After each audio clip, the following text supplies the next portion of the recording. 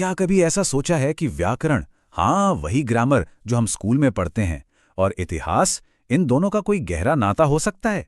आज हम एक बहुत ही अनोखे नजरिए से भारत के सामाजिक बदलावों को देखने वाले हैं। चलिए इसमें उतरते हैं और देखते हैं कि कैसे एक सिंपल से वाक्य की बनावट हमारे समाज के इतिहास के बड़े बड़े राज खोल सकती है। जरा इस वाक्य को देखिए। सावित्रीबाई फूले ने लड़कियों को शिक्षित किया। सुनने में कितना सरल, कितना सीधा है ना? लेकिन इस एक लाइन में एक पूरा का पूरा आंदोलन समाया हुआ है। पर सोचने वाली बात यह है कि ये वाक्य आखिर काम कैसे करता है। देखिए, हर वाक्य ना एक छोटी सी मशीन की तरह होता है, जिसके अपने पुर्जे होते हैं। ये हमें बताता है कि काम करने वाला कौन है, काम का असर किस पर हो रहा है और किस चीज से हो रहा है। सवाल यही है कि ये सब तय कैसे होता है? इसका कोई नियम है क्या? और इसका जवाब है कारक। जी हां, कारक। ये व्याकरण का वो छिपा हुआ इंजन है जो हर वाक्य को असल में शक्ति देता है। यही वो सिस्टम है जो शब्दों को उनकी भूमिकाएं सौंपता है और हमें बताता है कि कहानी में हीरो कौन है, विलन कौन है और लड़ाई किस हथियार से लड़ी जा रही है। तो आज की हमारी यात्रा कुछ इस तरह रहेगी। हम पहले क्रिया के व्याकरण को समझेंगे, फिर एक वाक्य की 8 भूमिकाओं को जानेंगे। उसके बाद हम देखेंगे कि भारत के बदलाव के असल कर्ता कौन थे, उन्होंने किन साधनों का इस्तेमाल किया और कैसे उन्होंने समाज को कुछ चीजों से जोड़ा और कुछ से अलग किया। और आखिर में समझेंगे कि ये पूरी संरचना क्यों मायने रखती है। तो चलिए सबसे पहले भाषा के इस इंजन यानी कारक को ही ठीक से समझ लेते हैं। जैसा मैंने कहा, हर वाक्य में किरदारों की एक पूरी टीम होती है और हर किरदार का अपना एक खास काम होता है। और हिंदी व्याकरण में कोई भी शब्द एक वाक्य के अंदर मुख्य रूप से 8 भूमिकाएं निभा सकता है। बस ये 8 भूमिकाएं, जिन्हें हम कारक कहते हैं, यही मिलकर पूरे वाक्य का ढांचा खड़ा करती हैं। ये जो तालिका स्क्रीन पर है, ये समझ लीजिए कि हमारे आज के विश्लेषण का आधार है। इसमें वो 8 भूमिकाएं यानी कारक दिखाए गए हैं।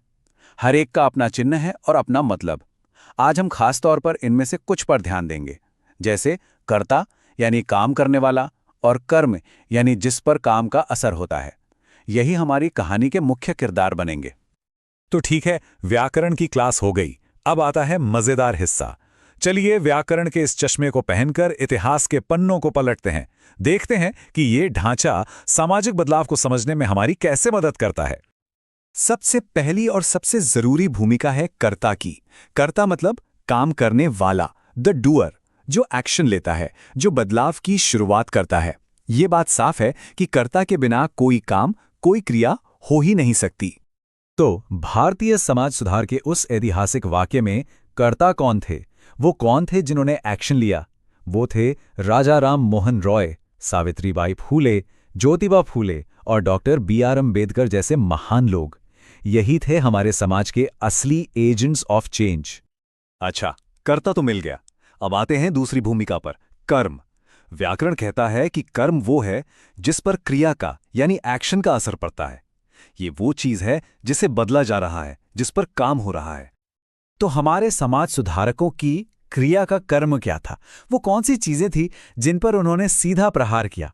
वो थी सती प्रथा, जाति व्यवस्था, लड़कियों की शिक्षा में कमी और समाज में गहरी जड़ें जमा चुकी असमानता।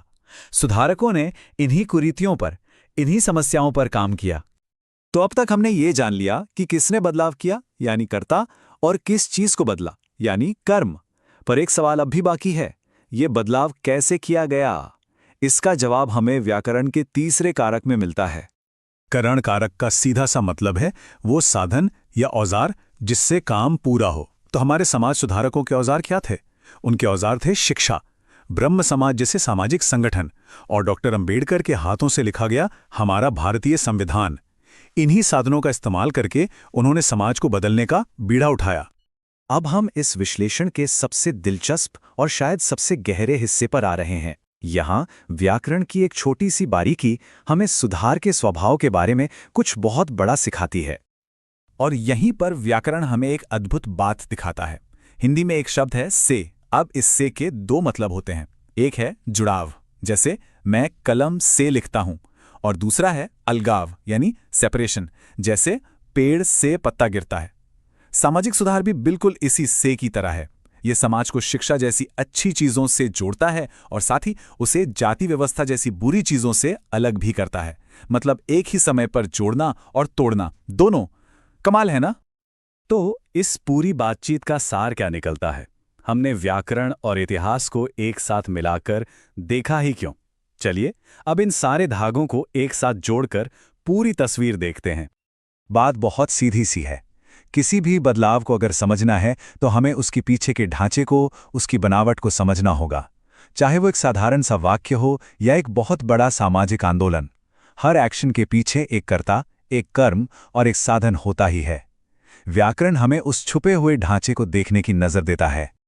और अंत में मैं ये सवाल छोड़ जाता हूं, अगर हम आज के समाज पर यही व्याकरण का नियम लागू करें तो क्या तस्वीर उभरती है?